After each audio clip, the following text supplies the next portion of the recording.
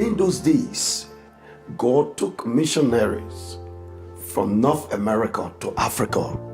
Now God is taking missionary from Africa to North America. He said, God will cause you to raise up people. Oh. He said, the hands of God is upon you. You will establish a ministry. And then I start weeping. Then the girl said, yeah. I said, Mommy gone to heaven. The younger one said, so Daddy, you mean Mommy is not coming back? And then I said, yes, she's not. Heavenly Father, I'm just so thankful for Pastor Glory Blamo to be here with us, and I'm excited, Lord, to hear his testimony. Lord, none of this matters unless you're involved in it, unless you bless it, unless it's all about you, and that's what this is for. So God, we invite you, and we invite your Holy Spirit into this time. We ask, Lord, that you'd speak through him, and that you bless this testimony. In Jesus' holy name, amen. Amen. I'm very excited today because today we have Pastor Glory Blamo with us. This is, again, our first time ever meeting, but I've heard about you, and I'm excited at the fact that we get a chance to sit down and hear your story. You pastor a church right here in Edmonton, right? Yeah, Royal Faith Tabernacle Ministry of Edmonton on 16105 and 66th Street Northwest. So, Pastor, tell us where you're from, where you grew up, how you came to know the Lord, and anything else you'd like to share with us. All right. Thank you very much for this platform, and thank you for allowing me to be here to share my story with you and the rest of the people out there. I was born in West Africa, specifically in Liberia, and I grew up in Liberia in a very difficult time. I don't think that I even go through my youthful age in a normal condition, because when I turned teenager, we had a civil war. So I grew up in a very, very terrible time. That's why even when we look at what is happening in Israel and the rest of it, and see people running here and there, it gave me memories of sadness, and I begin to retrospect of my own life, during those days, running from one county to the other, and as a young man, going on a bullet, and seeing some of your colleagues being shot with, with what we call they call it the unexpected bullet. You don't know, it just come and you guys run in somebody's head. So I grew up in a very terrible time when it comes to the youthful age of my life, and then and so that happened from 1990 up to 1990, 91, 92, and then we fled the capital. And we went to another city, and after that I came back to the capital. But then I never knew the Lord, But in the process of going through the world, and you could sense the grace of God still moving with us. And at the time, because a lot of things happen, and you can know that God was keeping you for a purpose. How old were you at that time? When the war began, I was 16, 15, 16, yeah. So it was very tough. So then we came back to the city. In fact, in one of the things that really, when I talk about life and the grace of God, one of the things that I can retrospect during the war, and I knew it was grace, is when there was a checkpoint, where you stop, and they stop people. They call it God bless you gate. That means if you pass through that gate, that means you are blessed by God. So some of us passed through it, some left behind. And I remember my stepmother, she was taking me at the time, and they took me, and she stood. She said, if my son can go, you're going to kill me. and I escaped that. But then later on, the war went on, and then we came back to the capital, and we were young people. And then later on, I got to know the law. And I came in contact with the law. I went to church, but I was not safe. Okay. You understand? There's a difference. Going to church, Yes. seeing people going to church, you go to church. I was not safe. And then one evening, it was like the afternoon, and I was sleeping, and I had this revelation, and I saw a multitude of people, and they were singing the song of the Lord. But then Satan stood, and he used a profound language. He said, "These are all my people." Yeah, and then I was on the shadow of Jesus, and I beat Satan, and he came down to his feet. Yeah, just standing on the shadow of Jesus. And when I beat him, he came down on his feet. And when I woke up from that dream, and it was like a vision, and I started going from house to house, talking about Jesus. But then I've never got on the pulpit. I've never preached to anybody. I've never done evangelism. But just from that encounter that afternoon, and when I got into the community, everybody that came around me at the time, I had a prophetic word for them. And I was just saying it to them, say it. And that's how my journey begins with the Lord. And then I gave my life to Christ, got baptized, and then also got baptized in the Spirit, and speaking in tongues. And then the journey began with Christ. And since then, and I think that was 1996, 96, 97. Since then, I've been with the Lord. Wow. Yeah. That's exciting. Already I got questions, but I'm going to let you carry on. 'Cause Yeah. Yeah, and so yeah, my journey began with the Lord, and then and after a few time in Liberia, during 1999, I got saved 96, 99, because I have family in Ghana, so I have to go to Ghana. After the death of my father, I left for Ghana because I was taking care of my father. And, he was ill, and then as a young man, just got saved. In fact, before my father died, I ministered to him, and he got saved. Yeah, and I remember this vividly. The guy that had the funeral home, he and my father went to school together. So during my father's funeral, and then he came up to speak, to make a remark. He was not a pastor, he was not an evangelist, nothing. But then he said in that funeral service, he said, "I heard that you were the one that ministered to your father," because he asked me to stand. He said, "But you will not only minister to your father, you will speak to people around the world." I was a young Christian. I was not, somebody that was even anticipating being a pastor. No, yet, not, no. And then after the funeral, after the burial of my father, and then I left for Ghana 1999. And then when I got to Ghana, and then I started with a church. There was a church on the campus called the Solid Rock. Called the what? Solid Rock. Solid Rock. Solid Rock. Okay. Yeah, yeah, Solid Rock. And then from there I went to the Bible school, the Word of Faith Bible Institute, that is called Wobi, pastored by Bishop David Oyelebu. He's from Winners Chapel. And then I began my pastoral journey. So after the Bible school, I came back to the church, and then I was appointed as the evangelism head. And then after a couple of years, I was ordained as a pastor, and then later on, I was the assistant pastor, and then I became the head pastor. Then 2005, and then I got married.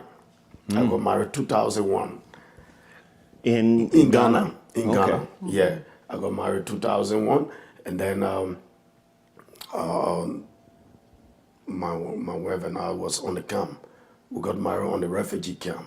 Oh, wow. Yeah, so we were in Ghana on the refugee camp. So my pastoral journey begins at the refugee camp. And then, we had a very wonderful time with the Lord.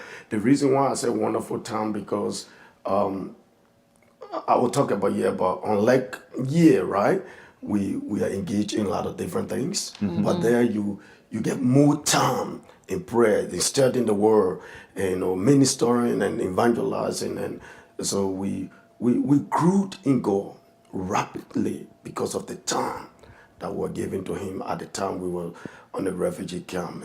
So it was a great opportunity to grow. So we grew in the Lord. In fact, my wife was my member at the time. She was just a member of the church, and I was a pastor. And then we got married 2001, and that was February 2nd. Yeah, and then we begin. Ministering in a refugee camp.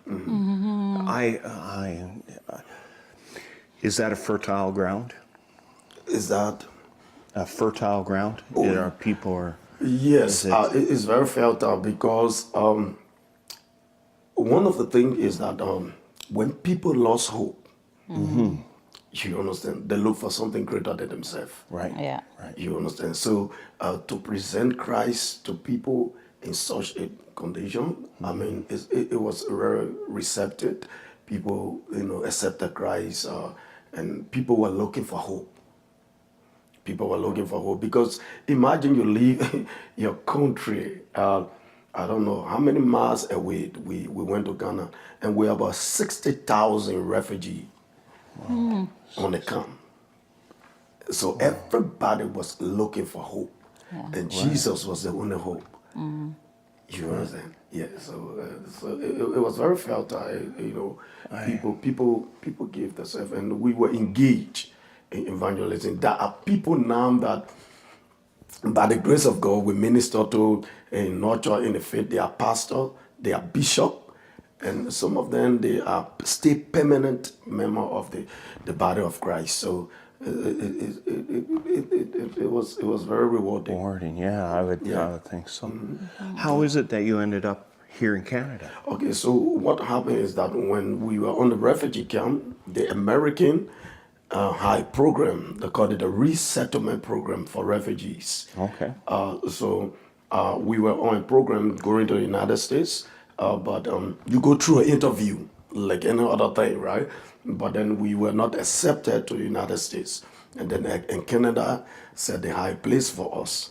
And so then we filled in the form and went through the interview. And then 2005, I and my wife migrated to Edmonton, to Canada, because when we came 2005 in September, to be precise, we landed in Toronto September 22nd.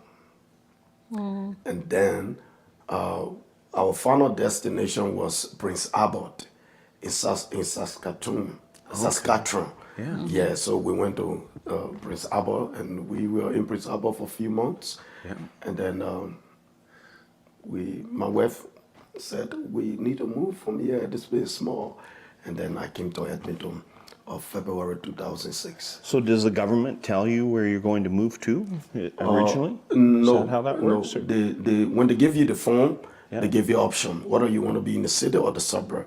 Ah, I see. So then you fill up the form, and then, but you don't know whether you are going Toronto or you're going, or you are coming to Edmonton, or you just find yourself. Okay. Yeah. Okay. And then you settled in Edmonton when? 2006 February. Okay, now you come to Edmonton, or first of all, you come to Prince Albert. Yeah. As a pastor. Yes. Did you find work in Prince Albert as a pastor? No. So when I went to Prince Albert, and the journey is very powerful, you know.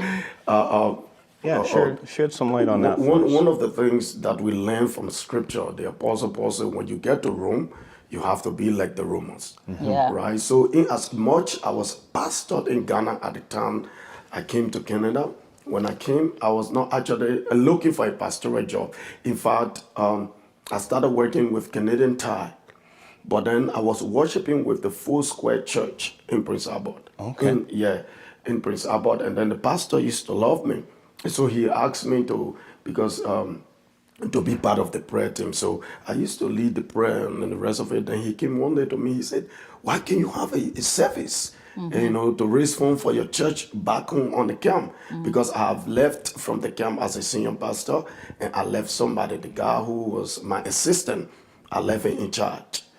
And so he gave me that opportunity to, to minister, and then it was a very wonderful time because it was a 3 days revival, and then we did, and I used to do the prayer with them, before in the morning, and then even we go for revival, and then one day, one of the revival days, I can't remember whether it was the first day or the second day, a tall, huge lady came to me, and she said, I heard the way you minister. She said, but I just want a Rhea Bunking crusade.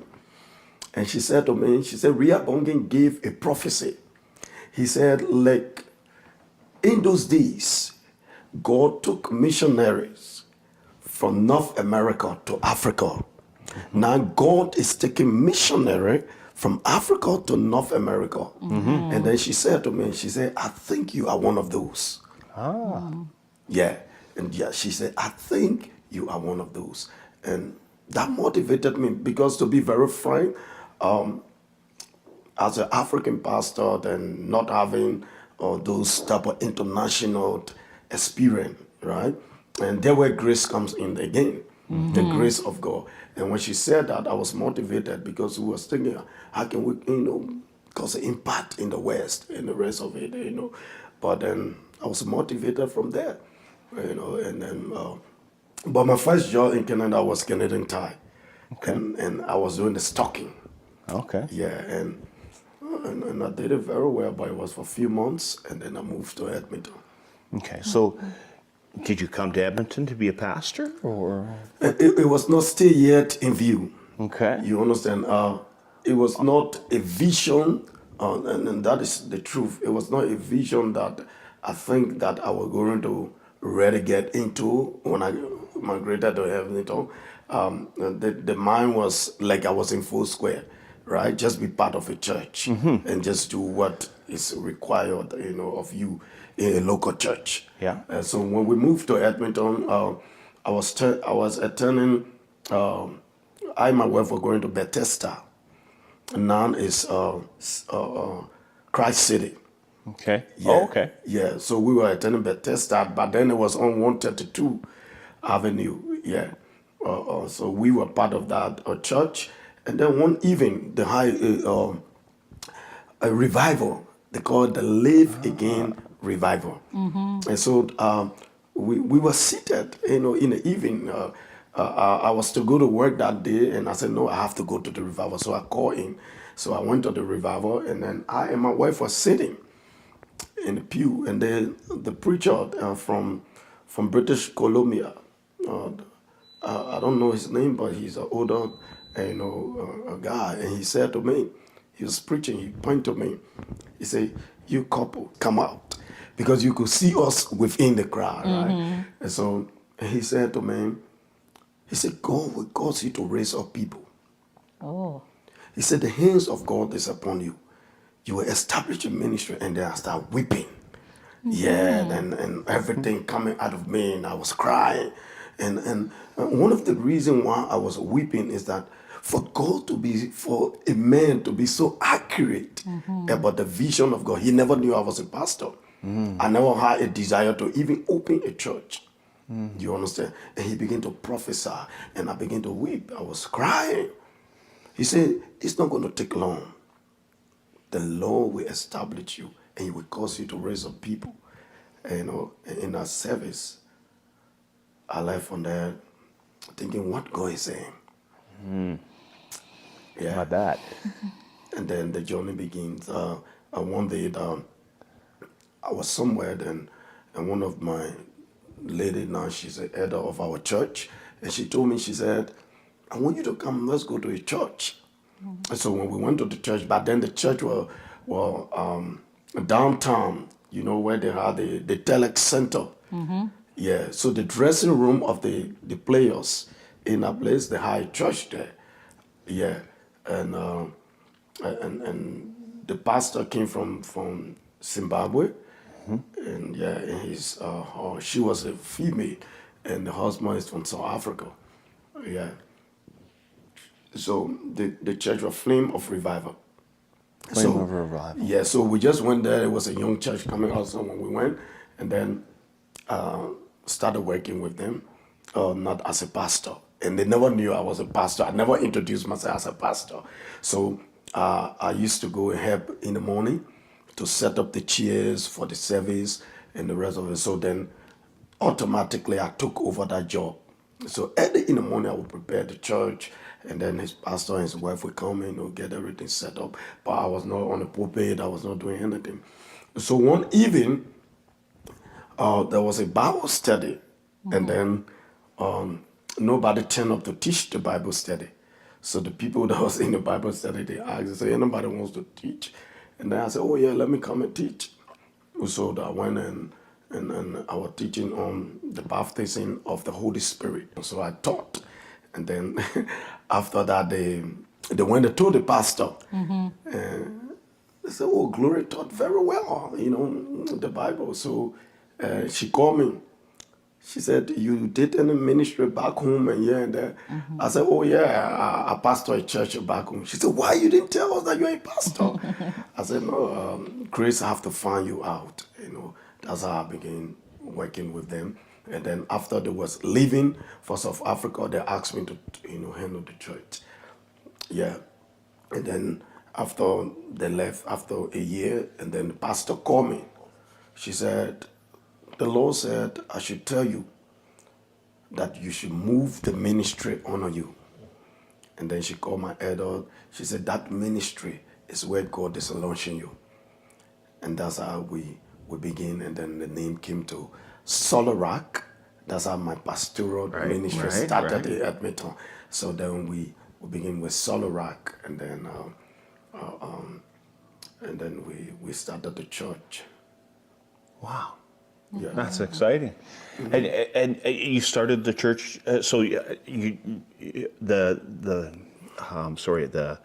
fire of revival. The Flame of Revival. Flame of Revival. The people that were there then came to the new church, Solid Rock. Yeah, but most of them left because they were from different places. Because when they left into a different place, but only a few of them came over, and some of them stayed there. Okay. Yeah. And then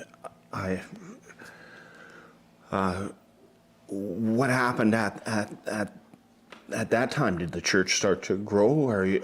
Oh yeah, when we started the Solid Rock, in fact, Flame of Revival, we never had a lot of members, in fact, right? So when we started the Solid Rock, what happened is that we started with few members. So I would say we're full, including my wife. Yeah, then we started, and then we started in the basement of my house, and then later on we launched it in the African Center. But then it was African Center on 127, and 127 in Edmonton. Oh, okay. Yeah. I think the building is demolished now. But then we started that. We was renting one of the rooms, and there where we started. Okay. Yeah. And then, yeah. Do you have any favorite quote or verses you like to share with us? Oh, yeah. 1 Corinthians 15:58. It says, my dear brethren, be ye steadfast, unmovable, always abounding in the works of the Lord. For as much as you know, your labor is not in vain in the Lord. So the main reason I took that Bible verse is as much as you know. So it's the function of knowledge. Right. If you know what you are doing for God is not in vain, you don't look at what you see. You do what you are called to do, because the rewarder is God. So you do it as unto the Lord. Right. So you see how the Bible was beginning. They said, my dear brethren, Apostle Paul, be ye steadfast, unmovable, always abounding in the work of the Lord. So every time the Bible comes up with something and cautioning us not to do, that means there's a possibility. Right. My dear brethren, be ye steadfast. So it's possible that you will not be steadfast. The circumstances of life Right. must cause you not to be steadfast, unmovable. You might be removed. You might quit the faith. You must give up. And that verse helped me actually with the death of my wife. Do you mind sharing some of that with Yeah. us? I understand fully that could be a sensitive subject for you. Yeah, up to now, I cannot really comprehend the death of my wife because I'm a man of faith. I Right. preach faith. Right. I preach a lot of things about what God can do with the people. One of the reasons why I could not really get over this because my wife began with me as a member. Even when we moved to Edmonton, I started ministry, she was never a pastor. Right? She grew into that. In fact, I never ordained her, but she was my assistant. After a lot of different struggle came, pastors came, and there was a lot of problem, and people break away, confusion, and then she came in that era. But the thing is that she was growing in God. She was preaching the gospel when death came. Right? It shook my faith. It questioned the integrity. I questioned the integrity of everything that I have preached over the years. Right. I could see that. Yeah. Right? But then the word of God is stronger. How did your wife pass away? So they was traveling to the States. And there were friends traveling to the States. And then and later did I get to know that the same day, the same month, and the same date that my wife died is the same date we came into Canada. Oh, September 22nd. does that work out again, eh? You understand? Yeah. And so they was traveling and then to the United States. And I remember that night we prayed. The first prayer we did was the prayer because our church prayed online at 12 midnight. And then in the morning they were about to leave. I think they were leaving at 1 or 2 o'clock. And then she and myself went upstairs again. Then we prayed.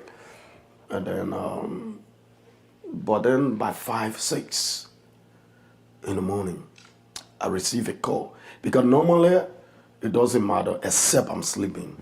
I pick up any call, especially from my members, because I don't know what people are going through. Right. So for my whole pastoring era, I don't just reject call easily.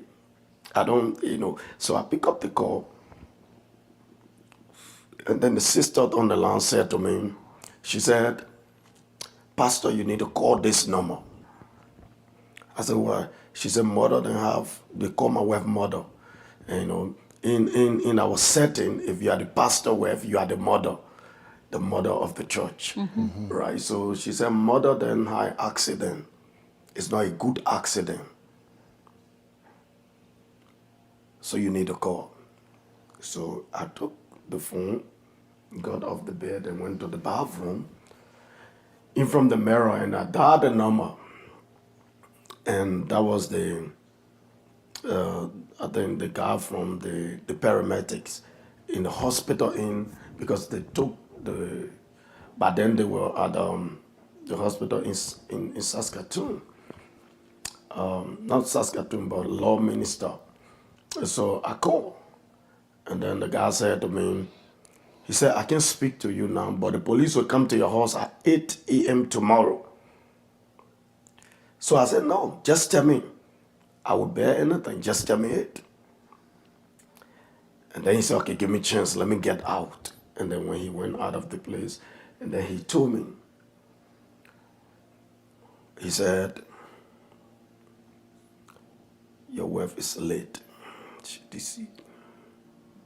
She passed away. And I was facing the mirror in my bathroom, and then at my back was my closet. So then I put the phone down, and then I opened the closet, and then I kneel down, and I pray.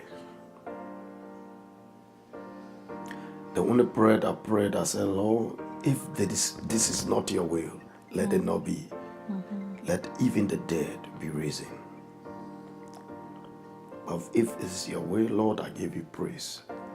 Take all the glory. And then I woke up, and then I called my friend.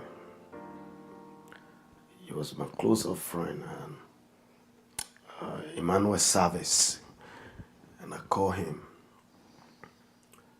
I said, Email, my wife is dead. He couldn't believe it. He and his wife, they ran to the house. From there, the calls started going all over the place. One of the things that happened in the whole process that was so painful is that my kids were young. We got 4 kids. But then while people were coming in the house, it was getting 6, 8 o'clock in the morning, and it was school time.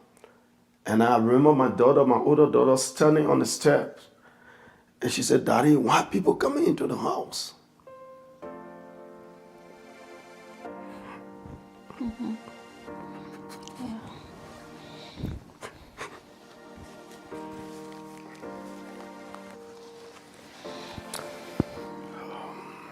But I could not tell her. So I said, go to school. Because for me, nothing was confirmed. In my spirit, my wife was not dead. I just said, no, this is not possible. And then I sent them to school. But people were coming into the house, and then the house got packed. People fainting here and there. They brought 3 ambulances to take people because people were fainting here and there. And then the children went to school. And then we decided to go to Saskatoon, law minister. And then while we were preparing to go, but then the president of our community, the Liberian community, the yard was so packed, I came outside. And then I said, Thomas, and then Thomas called the doctor, and then the nurse that were on ship, and then we wanted to come and see the body. And this is what she said to me. She said, I will give you personal advice, but you make your decision. She said, I will tell you, it's better that you don't come to see. She said, because if you see what we are seeing, it will live with you forever. Right. It will cause a serious trauma in your life. So you can decide to come or you don't. That's how I told everybody, we are not going. That very day, before I even talked to my children, because there were other 3 people involved in the accident. So I went to each one of them house to pray along with them and to console them. And then I went to one of my church members' house, and then I sent them to get my children from school, to give them the information that their mom was no more. So they brought them, and then before then the week, because every Friday was a family day, we watch a movie with the mom and everybody. So we were watching a movie that week the the story of Jesus, the birth, the death, and the resurrection of Jesus. So when they came, I begin with the story. I said, you remember when Jesus went up to heaven? The movie we're watching? Then the girl said, yeah. I said, Mommy going to heaven. Yeah. Mommy going to heaven. And then my older daughter said, the younger one said, so Daddy, you mean Mommy is not coming back? And then I said, yes, she's not. Then the other one asked me a question. She looked in my face with that feeling, with that, belief that prayer can answer. And so then she asked me, Daddy, when Mommy were going, did you pray? I said, yes, we did. And then she just stood and looked at me for a few minutes, and then the tears started coming down her eyes.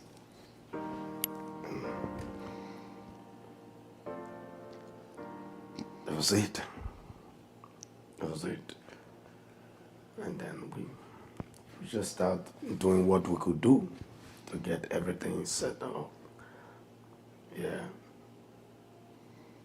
And then later I got to know that this guy was coming on the opposite side of the road, so it was a hair collision. And because the police were after him, But then we carried on the process. We went through funeral. We did everything, but the shock took me a few years. I would say this, and that is the truth.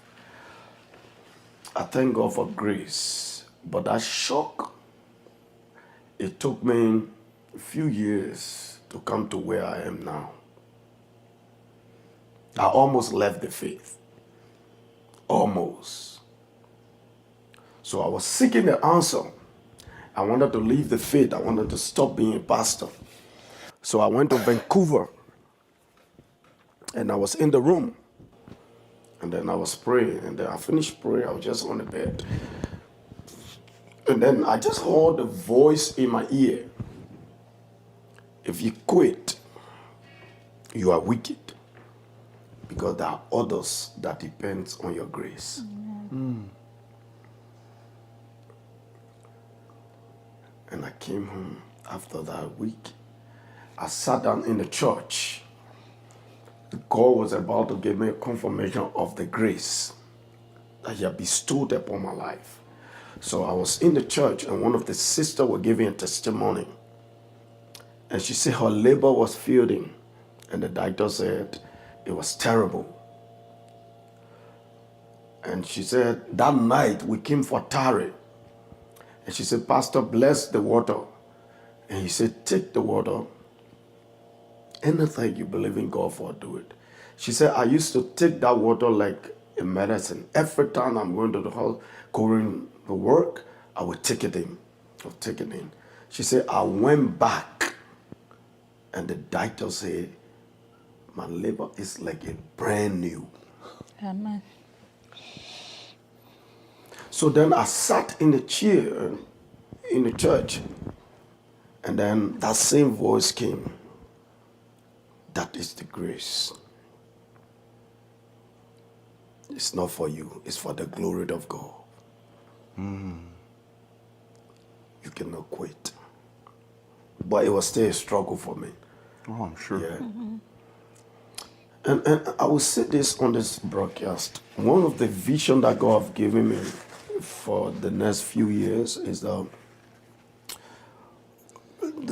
help people that go through what I have went through. Amen. Because one of the things I discovered in my journey, in terms of trying to find and be restored and focus on the things of God, one of the things I found in my journey, I was abandoned by pastors and ministers nobody care what you're going through. I went through a tough time. It was something that I thought the body of Christ were going to sorrow. Come around me. We are not asking you to babysit. Yeah, but it was terrible. I sat in my house for days. At a certain time, I want to punch the wall. I want to jump because I live in a place that is a little bit up. I want to jump through the window. A lot of things are going through my mind. But that helped to come, In fact, this platform is one of the platforms that I think that it's very helpful. This issue is very helpful because this is my first time expressing myself like this on a platform after the death of my wife. I want to say thank you, but I don't think that does it. I hope it ministers to you as well. Yeah. So it's very helpful. It's like you just putting out now. When we went through that, it was tough, and I did some things that I thought I couldn't have done. I never wanted to be with God, but grace is good. The grace of God. Yeah, and you see, such a platform that you are creating, it will help because when people go through what they go through, they need people to talk to. They need people to talk to them. Sometimes they just don't have that person to talk to, but to hear somebody else who's gone through something similar is somehow ministering to them. Now, you had just talked about grace. Yeah. And I had heard about one of the reasons we wanted you to come and talk to us today was because I had heard about what you'd gone through with your wife. Yeah. But the other is the grace side of it. I understood that when the gentleman who the police were chasing, who ran into the car, and your wife's life was not just the only life taken that night, right? No. You said there was 3 other people in the car? 2 other person died in the accident, and then the other one is badly injured. She tried to recover. She's in the church. She's one of the usher now. Yeah, so she stayed in the church, but 2 other person died. What I understood was that you were there present in the courtroom when the what would it be, when the person was arraigned or something, or when a trial came. And I understand that you forgave the person. Yeah. Can you talk about that a little bit, if it's not too difficult? I have to, because this faith that we're in, there are 2 things that validates this faith. If through that indeed Christ will be glorified, there are 2 major things that we need to do. The second is birthed out of the first. The first thing, if you want to know, this faith is about love.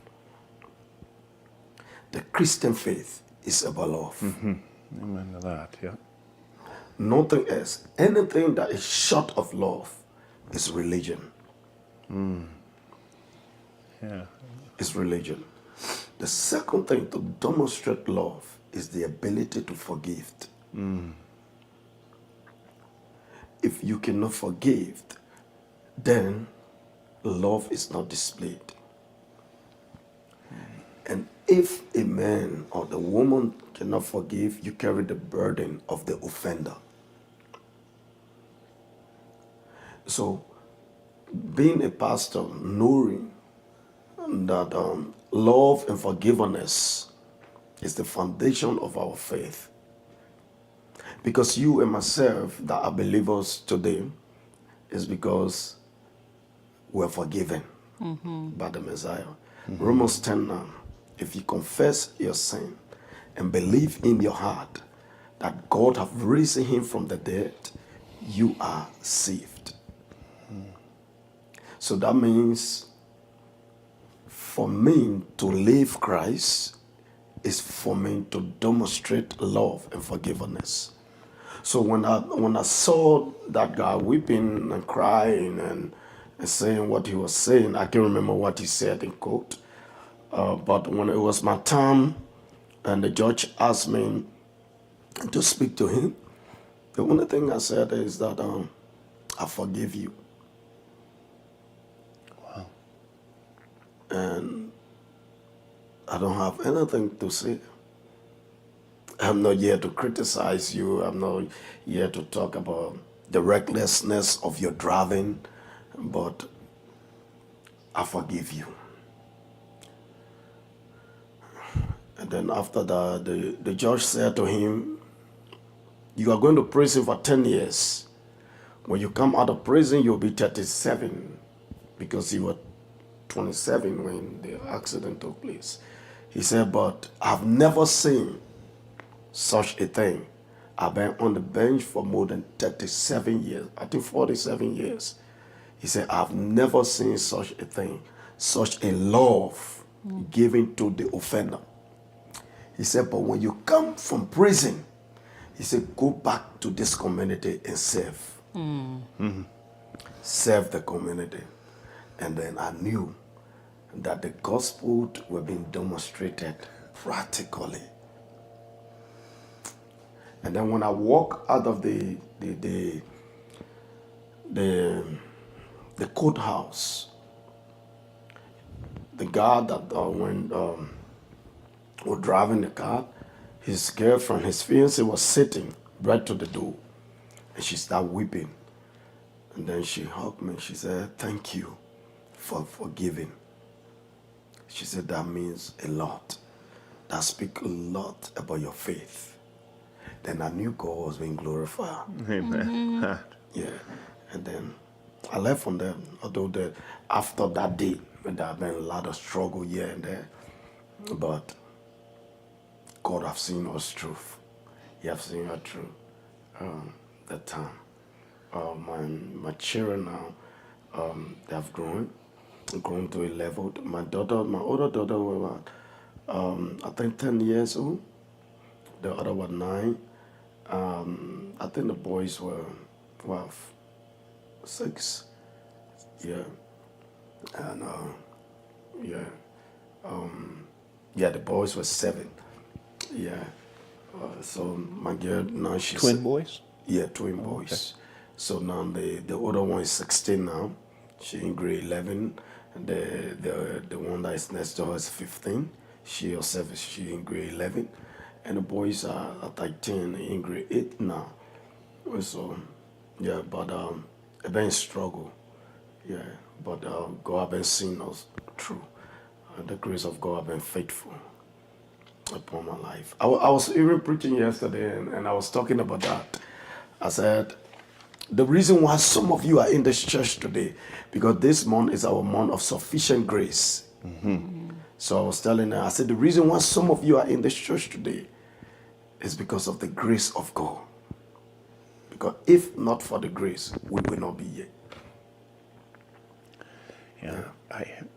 I'm hearing you tell your story, and I'm blown away about well, first of all, what you've went through, and then how you handled it as well. And it reminds me of the song "How Great Thou Art." Yeah. And how that gentleman penned that song after he lost his wife and children. Yeah. And yet he penned a song that is, and every time I sing that song, every time I hear that song, that story comes rushing back to me, and I can't help but think the enormous faith that gentleman has. And I draw some similarities to your faith that you have in that. And I'm proud to have met you now. I'm so thankful that you've given us our time, or this time, and willing to share. The gospel. Yeah. If you have something that, I know that you've already talked about grace and love. Is there something else that you'd want to share with somebody about? It's hope. Anything. Hope. Hope. Hope. Oh, Hope. thank you. We live in a fallen world. Mm-hmm. We live in a world that is getting more complicated. Chaos and evil is on the rampage. Mm-hmm. So we need to find something that is greater than ourselves. Mm. And that is hope in God. The reason why you and myself can sit and talk the way we talk is because we have allowed ourselves, we have given ourselves to something greater, to someone greater, and that is Jesus. When life is all about you, when you reach to the place that you cannot, where is your hope? Yeah. So hope in Jesus. I pray that those that will hear and follow what you are doing will find Jesus, because there is hope in the Lord. There's hope. Even after we have left this world, there's hope for us. There's a place for us. We are passing by. So I pray that, hope, people will find hope. And that hope is in Jesus. Hope is in the Lord. Do you mind saying a prayer as Yes. Before the prayer, I just want to invite our listener, especially believer, wherever you pray, our pastor, our leader in church need us, need our prayer, because sometimes as a dad, as a leader, it's not easy. So they need our prayer. They need to feel that they're not alone. Yeah. And that is really important as a human being in this world. Amen. Mm-hmm. Amen. Okay.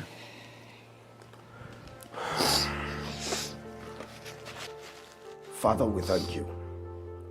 We honor you and we bless your name. Lord, we thank you for the beginning of great happenings. Lord, we thank you that you have chosen us for such a time. Lord, we prayed, oh God, that our lives will reflect your glory. Lord, that whatsoever we do on this earth, oh God, will bring so many people to you. I prayed, oh God, that people find hope in our stories, in our lives. Lord, that they will be drawn unto you, Jesus. I prayed, oh God, for this program.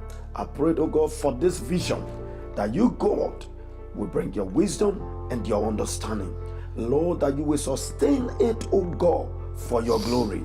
I prayed, oh God, that nothing that will be done in this place, oh God, will be done out of the flesh, but your spirit will always be in control. We thank you. I bless you in Jesus' precious name. Amen. Amen.